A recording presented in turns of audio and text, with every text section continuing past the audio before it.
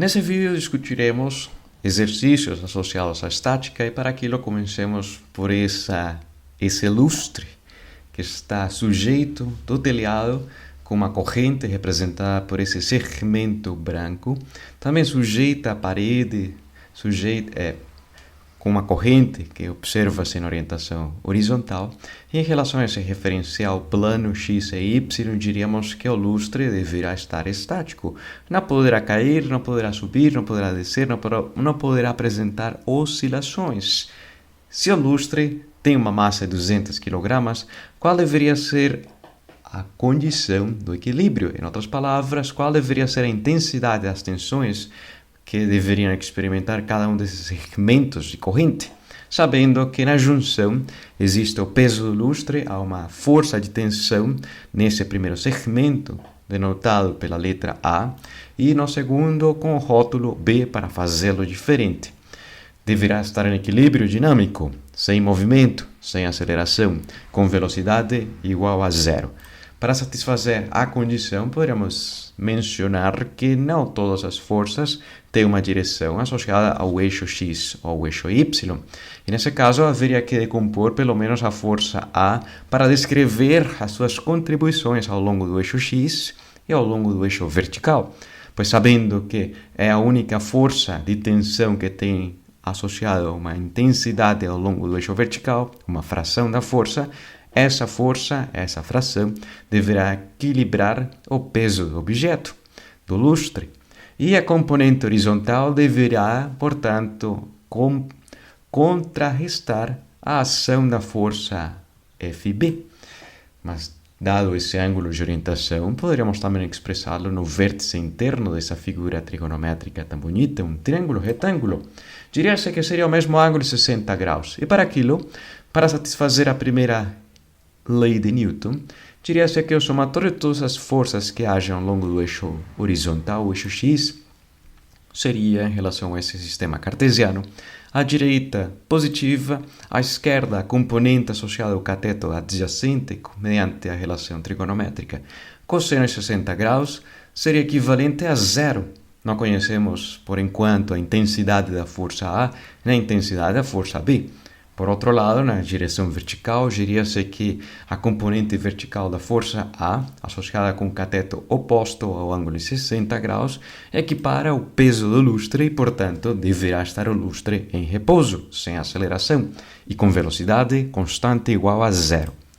Mas se dessa última pudéssemos expressar que essa componente vertical deve ser equivalente em intensidade ao peso do lustre, e da primeira poderíamos expressar que a componente horizontal da força A deverá ser equivalente à força que experimenta os segmentos de corrente horizontal. O que acontece se dessas duas equivalências as dividimos? Os termos da esquerda divididos, por sua vez, com os termos da direita. Isso implica que a esquerda divida-se, simplifique-se, a intensidade da força A e, portanto, resulte a razão trigonométrica de seno do ângulo de 60 graus pelo cosseno de 60 graus, equivalente à divisão entre esses dois termos. E a essa razão trigonométrica é o que se conhece como uma função tangente, ou a relação trigonométrica tangente do mesmo ângulo de 60 graus. Não conhecemos a força B, a sua intensidade, mas podemos determinar tangente 60, conhecemos a massa do lustre, a gravidade, portanto, poderia expressar-se a intensidade da força B em relação a essa diferença de orientação vertical, 60 graus, respeito do teto. Diria-se, portanto, que o lustre teria um peso associado à sua massa de 200 kg, tangente 60 graus equivaleria a raiz de 3, e dessa forma, depois de usar a calculadora, observaríamos que o resultado numérico seria essa intensidade de força associada à força B, que é justamente da corrente que tem uma orientação meramente horizontal. Mas para determinar a intensidade da força A, poderíamos fazer uso dessa que está aqui, relacionada com a primeira lei de Newton, no caso do equilíbrio, e vinculada à componente horizontal, quanto deveria valer a força A de tal forma que seu cosseno, ou vezes o cosseno do ângulo, seja equivalente ao resultado obtido anteriormente. Para aquilo, limpemos um pouco a imagem e façamos a substituição. Isola-se a intensidade da força A na hora de trocar os valores e sabendo que o cosseno de 60 graus é equivalente a 1/2, portanto, a tensão que deveria experimentar o segmento de corrente associado a essa orientação será equivalente ao dobro da intensidade da força que deverá experimentar o segmento de corrente associado à orientação horizontal. Se me faço entender com esse exercício, poderíamos avançar com um segundo. Pois se diz que as alavancas são ferramentas simples. Houve uma pessoa e um filósofo, Arquimedes, e um físico experimentalista que mencionou, dê-me um ponto de apoio muito bem rígido e uma alavanca suficientemente comprida que com aquilo serei capaz de movimentar o mundo.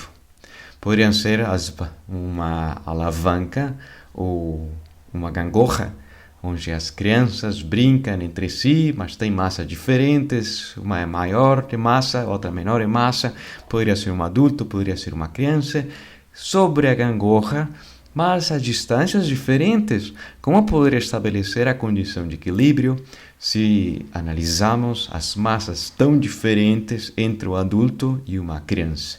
E para aquilo poderíamos representar de uma maneira mais simples a gangorra da forma que seja uma haste fina, rígida, indeformável, a massa da pessoa, do adulto, a massa da criança, com uma coloração diferente, com rótulos diferentes e em relação ao sistema cartesiano, uma estaria à direita, outra à esquerda, uma na posição X, a favor do eixo X e outra na direção oposta do eixo X.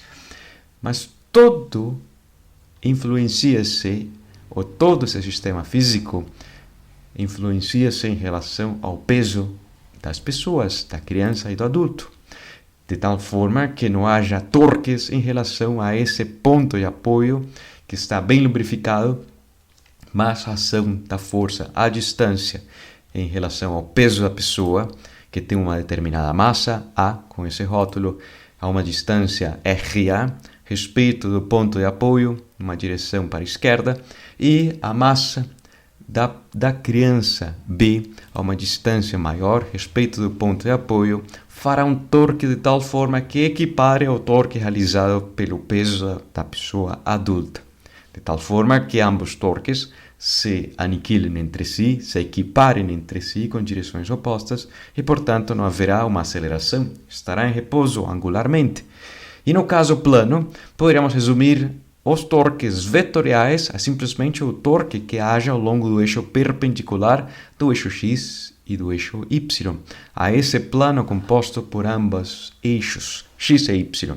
Ao longo do eixo Z, segundo a regra da mão direita, o torque será positivo para o peso da pessoa adulta, uma distância RA, e o torque será negativo, pois facilitaria o giro horário para o torque realizado pela criança, com sua massa, o seu peso, e a uma distância RB. Se os torques entre si se aniquilam, devem ser equivalentes em intensidade, então poderíamos dizer que dessa expressão simplificaria-se a gravidade, pois dessa forma, por mais que seja zero, continuaria a ser satisfeita a equivalência, por mais que esteja em outro planeta com outra gravidade ou sobre a superfície da Lua com uma gravidade bem menor que a que experimenta-se sobre a superfície terrestre. Isso implica que dessa equivalência se possa expressar uma relação de multiplicação entre a massa com a distância para a pessoa, a massa com a distância para a criança. E essa equivalência, pelo menos, nos permitiria vislumbrar que quanto maior seja a massa da pessoa, menor será a sua distância. Quanto menor seja a massa da criança, maior será a sua distância para satisfazer a equivalência. É um pouco difícil enxergá-lo dessa maneira, mas pelo menos quando expressa-se as razões entre distância do adulto pela criança, associado com a razão entre a massa da criança pela massa da pessoa, veríamos que Quanto maior seja a distância, menor será a massa, uma relação inversamente proporcional. Mas vamos pô-lo em prática com valores numéricos. Se a criança tem uma massa de 30 kg e o adulto tem uma massa de 75 kg, poderíamos simplificar as unidades de quilogramas por quilogramas e ver que o fracionário irredutível nos permitiria observar ou enxergar que se a criança está numa posição de 1 metro de distância em relação ao ponto de apoio, então a pessoa deveria estar a uma distância 2/5 parte dessa informação. Se está a 1 metro de distância, então a pessoa deveria estar muito mais próxima, em virtude que tem uma massa bem maior. Nesse caso particular, a 40 centímetros do ponto do giro ou do eixo do giro que apresenta uma gangorra. Vale a pena mencionar, e les deixarei na descrição desse vídeo, esse aplicativo da universidade ou essa simulação desenvolvida pela Universidade do Colorado, PHET, na qual você poderia manipular, mexer em casa por massas de pessoas, de crianças, tijolos, pacotes, surpresas, para saber quando há equilíbrio e quando não, observando a régua, as marcações, a distância e visualizando o nível. Dessa forma, satisfaria-se nesse laboratório de equilíbrio qual deveria ser a distância, de tal maneira que ambas pessoas, 2 crianças, 2 adultos, 2 crianças e um adulto estejam sobre uma gangorra e em equilíbrio. Se me faço entender com essa noção de equilíbrio, poderíamos analisar outro exercício, número 3. Suponhamos que existe um pizzaiolo e deseja tirar uma pizza que está dentro do forno. Não adianta, ninguém faz isso no seu são senso, de enfiar o braço dentro do forno a 250 graus centígrados para puxar a pizza. Pelo menos usa um instrumento, uma pá, que nesse caso, puxando essa pizza que tem uma massa de 2,4 kg, que o seu centro de massa está a 84 centímetros a respeito da borda da haste na posição oposta, e o pizzaiolo fazendo uma força com um espaçamento entre mãos de 50 centímetros, qual deveria ser a condição de equilíbrio, as forças que deveria aplicar essa pessoa para que todo esse sistema esteja ao nível ou com uma orientação equivalente a 0, paralela à direção horizontal? Para aquilo vale a pena também mencionar que essa pá, mais ou menos dessas características, feita de madeira, bastante leve, 900 gramas, tem um comprimento de 101 centímetros e o seu centro de massa estaria localizado mais ou menos por aqui, em virtude que esse disco, que tem uma maior massa, influencia a deslocar o centro de massa a estar mais próximo do elemento que mais contribui à massa desse sistema, ou seja, esse disco de formato quase circular. Para simplificar o esquema, poderíamos pensar que essa seria a pá, a pizza já fatiada com uma massa de 2,4 kg, a pessoa fazendo um esforço com a mão direita e com a mão esquerda e a mão direita, de tal forma que essa pizza a uma determinada distância, que exerce um peso sobre esse objeto, essa pá, ou exerce seu peso sobre essa pá, deveria tombar ou virar a pá. Mas a pá, por sua vez, tem um centro de massa e toda a massa dessa estrutura estaria concentrada, poderia dizer-se que estaria concentrada a essa distância de 73 centímetros. A pessoa deve fazer, com o espaçamento de 50 centímetros, uma força para cima e para baixo, uma com a mão esquerda e a outra com a mão direita, para equiparar o torque realizado por essas duas forças, por esses dois pesos, a essas duas distâncias. Ou seja, que satisfazer a condição de equilíbrio para não haver rotações. E se pudéssemos analisar esse sistema em relação ao apoio A, pois uma força a uma distância a 0 metros não exerce torque algum. E dessa forma, simplesmente teríamos 3 forças por analisar para a condição do equilíbrio dinâmico da rotação.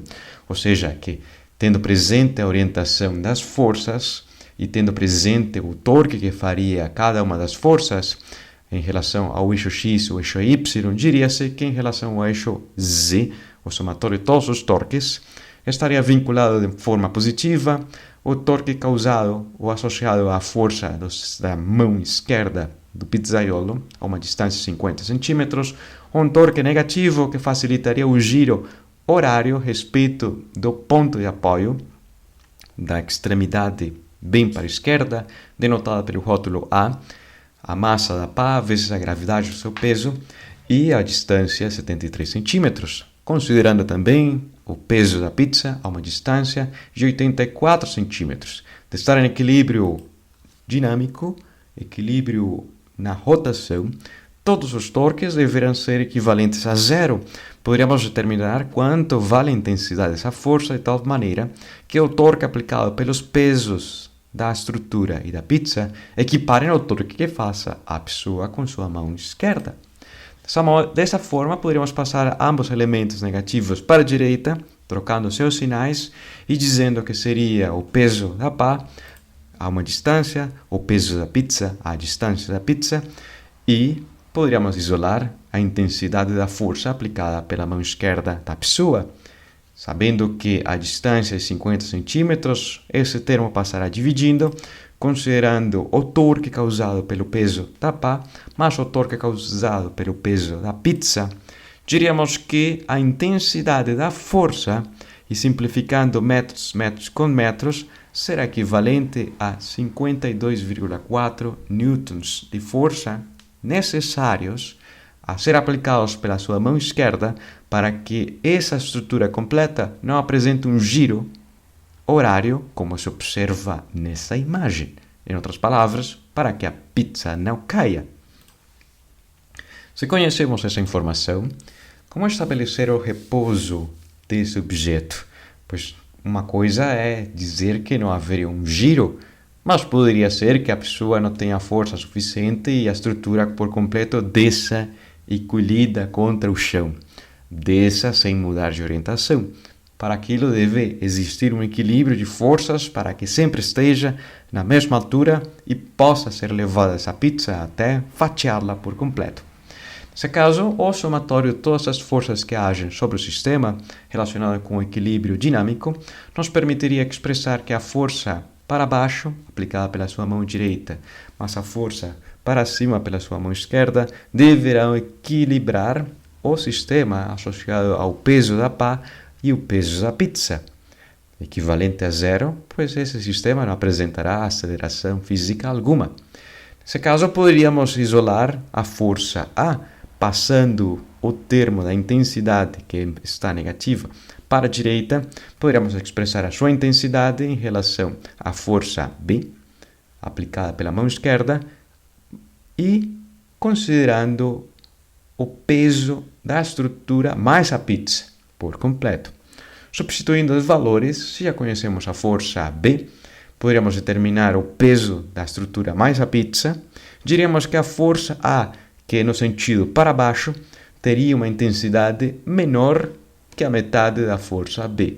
Todo dependerá, esse resultado numérico, da distância da ação entre as mãos dessa pessoa. Pois se essa distância chegar a aumentar, seria muito mais fácil. Se essa distância chegasse a diminuir, resultaria muito mais complicado manter o equilíbrio, exercendo uma força mais intensa pela sua mão esquerda e mais intensa um pouco também pela sua mão direita. Se me faço entender com esse exercício, número 3, permita-me avançar para o número 4. E suponhamos que, nessa situação, alguém tem uma estrutura metálica, como se observa nessa imagem, apoiada sobre 2 paredes e tem uma máquina de lavar, ou seja, uma lavadora. Se nesse caso essa treliça, essa estrutura que tem triângulos juntos, soldados entre si, tem uma leveza, mas tem uma rigidez estrutural. Se diz que essa treliça de 5 metros de comprimento tem uma massa de 10 kg, consegue suportar o peso de uma lavadora de 30 kg a 1 metro de distância do apoio da direita. Se a treliça por completo tem 5 metros de comprimento, portanto, diríamos que a lavadora concentraria-se a sua massa a 4 metros de distância em relação ao referencial X e Y. O seu peso associado às 30 kg de massa, o peso da própria estrutura de 10 kg da treliça, concentrada no seu centro de massa geométrico, e a parede deverá exercer uma força-reação para suportar o esforço externo aplicado no apoio B e no apoio A. Quanto deverá valer essas reações, a força da parede no apoio A e no apoio B? Para responder essa pergunta, poderíamos começar de maneira arbitrária a analisar os torques que agem sobre o apoio A ou sobre o apoio B. Resultaria um pouco mais simples, e a principal dica, começar pelo apoio A, em virtude de que as distâncias serão positivas e as forças, algumas no sentido negativo do torque, no sentido horário, se não existisse esse apoio, diminuiria a altura da lavadora, mas não diminui a sua altura, em virtude de que é uma força que equipara o torque causado sobre esse apoio por essas duas forças equiparadas pela força da parede, no apoio B. Ou seja que, se analisarmos o somatório de todos os torques, mencionaríamos que o peso da própria treliça, que está a uma distância da metade dos 5 metros de comprimento, tem o peso da lavadora, que está a uma distância de 4 metros em relação ao apoio A, será equiparado o torque aplicado por essas duas por essa estrutura e essa massa pela reação da parede, que não se sabe quanto vale a força que exerce o apoio B, a 5 metros de distância do apoio A, equivalente a zero. Não apresentará aceleração angular e, portanto, estará sempre em repouso e sempre com velocidade zero, angularmente, essa estrutura, sem apresentar giro algum. Diríamos que poderíamos determinar essa força, mas a força está multiplicada pela distância. Para aquilo, poderíamos passar ambos elementos, ambos torques, à direita e dizendo, já trocando os valores, que o torque do peso da estrutura mais o torque do peso da lavadora a essa distância de 4 metros deverá ser equivalente a 5 vezes a intensidade da força aplicada pela parede, mas o torque da força a 5 metros de distância associada. Dessa maneira, poderíamos somar os elementos, as informações anteriores, dividir por 5 metros, simplificam-se as unidades de metros por metro, e implicaria que a intensidade da parede seja equivalente a 284,2 newtons de força para esse caso em particular. Conhecendo essa informação e de não haver giro algum sobre esse sistema, não é a única condição, no caso do equilíbrio dinâmico, de que deve satisfazer toda essa estrutura. Com base nesse resultado anterior, poderíamos complementá-la dizendo o sistema está em repouso, não está se trasladando. A aceleração é equivalente a zero, portanto, o somatório de todas as forças é equivalente a zero.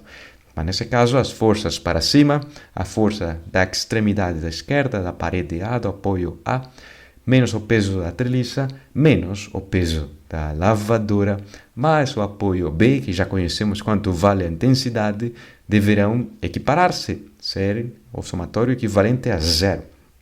Nesse caso particular, bastaria isolar a força da intensidade do apoio da parede sobre o ponto A, equivalente a o peso da estrutura completa com a lavadora, menos a contribuição que realiza a parede no apoio B, implicando que a reação desse apoio seja um pouco menor, justamente, que o que faria a parede na extremidade B, em virtude de que há uma massa bem notória, existiria a lavadora a uma distância menor do apoio B em relação ao apoio A. Se me faço entender com essa ideia e tendo presente o mais importante é essa estrutura, essa treliça que nos permite ter rigidez com pouca massa e ter esses triângulos tão notórios, com esse exercício número 4, permitam-me mostrar-lhes treliças, pois as treliças são usadas nas estruturas civis. Poderia ser em uma ponte de ferro, poderia ser em um telhado, poderia ser nessa plataforma tão bonita, nesse prédio, ou poderia ser justamente para suportar o telhado ou a laje de mais outro andar dentro de um prédio para que fique bem rígido e estruturado com pouco material, pois na parte interna aparentemente não há muitas colunas. Mas as treliças, de onde surge a sua rigidez? E estaria associado com a imagem ou o vídeo a vir, pois todas têm em comum uma estrutura triangular e os triângulos não se deformam tão facilmente, a menos que sejam feitos com plástico. Mas nesse caso, no vídeo, les deixarei para que assistam. The base shape of a truss is 3 members connected to form a triangle. If a load is applied, the angles of the triangle won't be able to change if the length of each of the members stays the same. This means that the triangle is a very stable shape which won't deform when loads are applied to it, and so it is a great base from which to build a larger structure. Joining 4 members together does not form a stable structure. The angles between members can change without any change in the length of the members, and so using a 4-sided shape as the base for building a truss would be a terrible choice. An easy way to stabilize this configuration is to add a diagonal bracing member to split it into triangles. We can start with our triangle and build it out to form a structure. There are a lot of different ways to build a truss, but there are some particularly popular truss designs that you will see again and again, and so they are referred to by specific names. The one shown here is a Fink roof truss, but there are many more, as you can see here.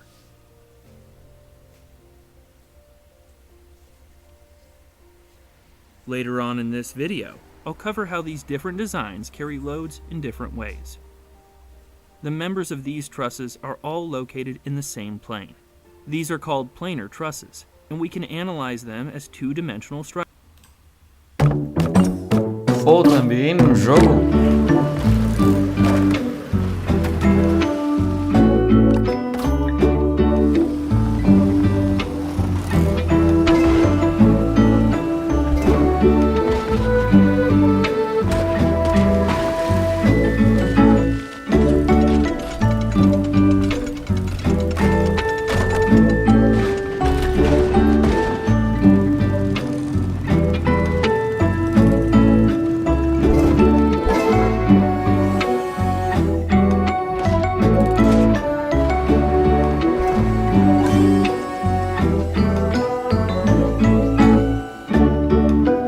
O fundamento do jogo também são as treliças, trazendo estabilidade e rigidez para construir as pontes. E para pôr em prática essas noções, vamos com outro exemplo, outro exercício, que diz determinar as condições para haver o equilíbrio das escalas de massa de 12 kg de comprimento de 4 metros que repousa sobre a parede e o chão, fazendo um ângulo de 60 graus em relação à direção horizontal, sabendo que a parede está completamente lisa e a superfície caracteriza-se mediante coeficiente de atrito estático, ou seja, que poderia deslizar-se, mas pelo menos está estático, a menos que o ângulo diminua e poderia dar-se o caso em que escorregue essa escada. Para determinar a condição de equilíbrio, sabemos que só haveria uma mudança da sua orientação em virtude do peso dessa estrutura, mas o peso dessa estrutura, dessa escadaria ou essa escada, está suportado pela superfície com uma força vertical para cima e pela superfície com uma força horizontal em virtude desse coeficiente de atrito que caracteriza a força de atrito existente entre a escada e a superfície do chão.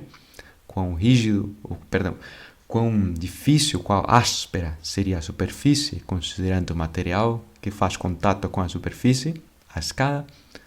Por outro lado, diríamos que essas forças comporiam a força total, ou essas componentes da força serão equivalentes à força total que realiza a superfície.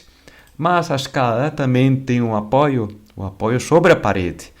Se a parede é completamente lisa, a única força que poderia exercer a parede sobre a escada é uma força normal, perpendicular da parede.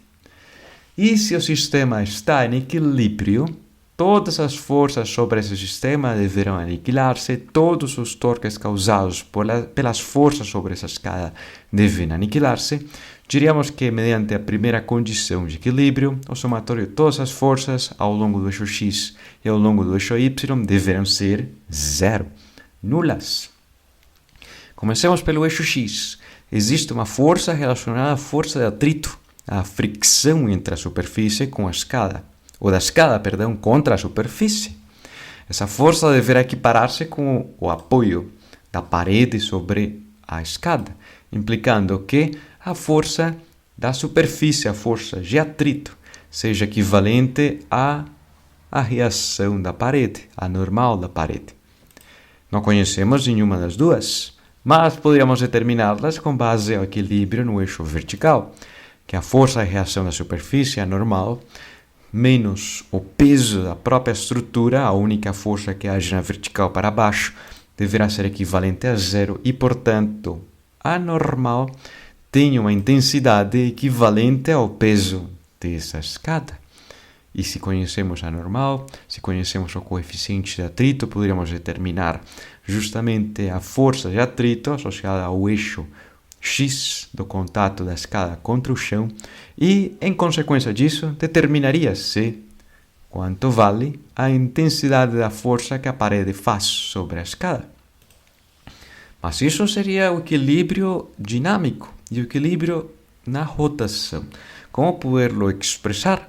Para aquilo, mediante a segunda condição de equilíbrio dinâmico, no caso da rotação, diria-se que, respeito ao apoio da superfície, e simplificando essa força, pois a uma distância zero não exerce torque algum sobre si mesma, diria-se que há duas forças que são capazes de exercer um torque, uma rotação para essa escada, uma no sentido horário e outra no sentido anti-horário.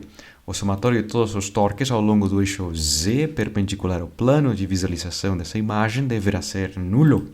Portanto, haveria que analisar as componentes das forças que sejam capazes de criar uma torção ou uma rotação ou exercer um torque sobre essa escada.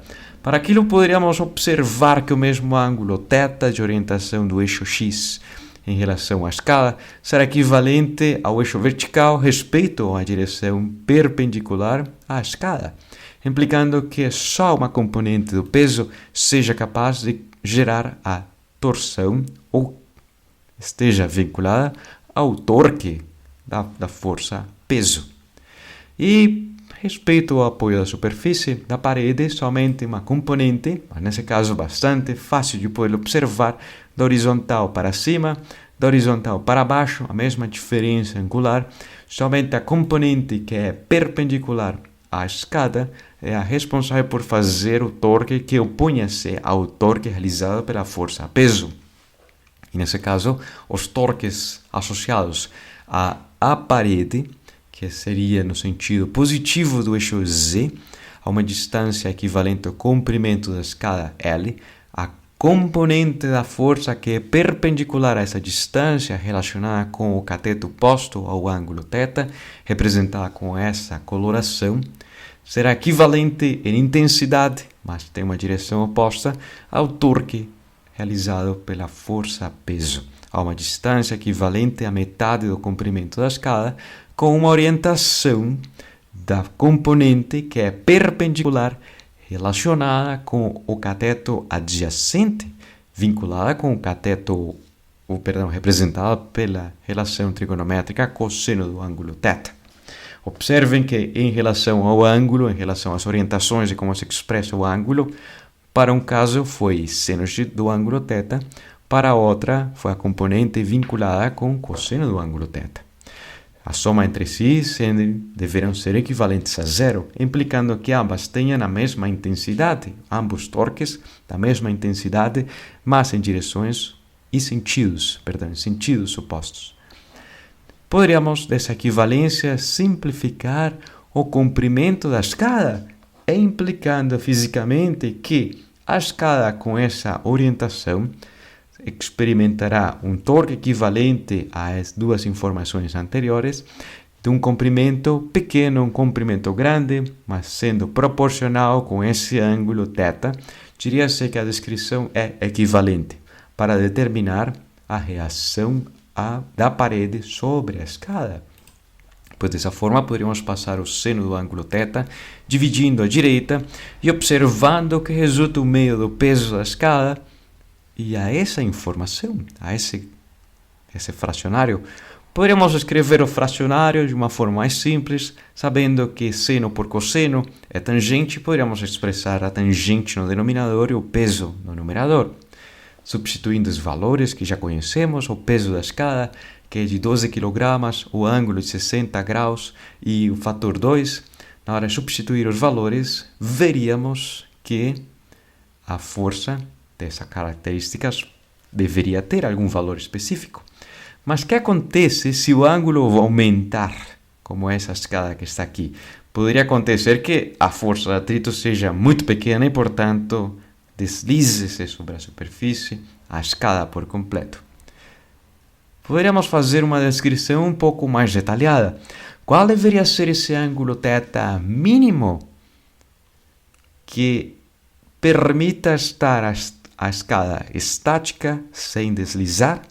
E para aquilo analisemos justamente as forças de novo, os torques de novo, sabendo quanto vale a força necessária em relação a essa inclinação. Se conhecemos a força da parede necessária, conheceríamos a força de atrito necessária, vinculada com o peso associado à reação na superfície horizontal sobre a escada. Mas qual deveria ser esse ângulo mínimo? De 60 graus é bastante íngreme, poderia ser 39,8. Qual deveria ser esse ângulo? Para aquilo vamos a relacionar o equilíbrio vinculado com a máxima intensidade da força de atrito, expressa mediante o peso da escada vezes o coeficiente de atrito. A essa máxima força expressa mediante o ângulo θ, mediante a orientação, mediante a força que deveria fazer a parede, a máxima intensidade possível para equiparar a máxima intensidade da força de atrito. Se observarmos o termo da direita, depende da orientação.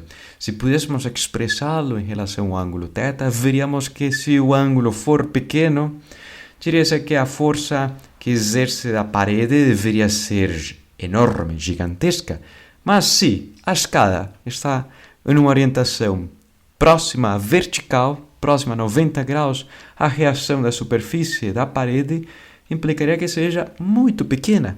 Sin embargo, deve ser equivalente a esse critério, a esse limiar, a essa orientação, de tal forma que a força da parede seja equivalente à máxima força de atrito. E nesse caso, a máxima força de atrito seria associada a 0,8 vezes o peso desse objeto, ou seja, 80% do peso da escada. E qual deveria ser o ângulo de tal maneira que a força da parede seja equivalente à máxima intensidade da força de atrito? Visualmente seria um ângulo um pouco maior que 30 graus. Ainda assim é bastante raso. Mas nesse caso, independente o ângulo em relação ao peso da estrutura da escada, poderíamos observar que o ângulo expressaria-se em relação ao coeficiente de atrito, e para esse caso tão particular de um coeficiente de atrito de 0,8, o ângulo máximo, ou melhor dito, o ângulo mínimo deveria ser 32 graus. Todo depende se o coeficiente de atrito for maior, e aquilo explica por que, com segurança, desenham-se as escadas com uns contatos de borracha para aumentar justamente a sua aderência, aumentar seu atrito com a superfície. Se me faço entender com essa ideia, com esses exercícios, nos veremos em um próximo vídeo com a discussão sobre os centros de massa e o equilíbrio de uma estrutura.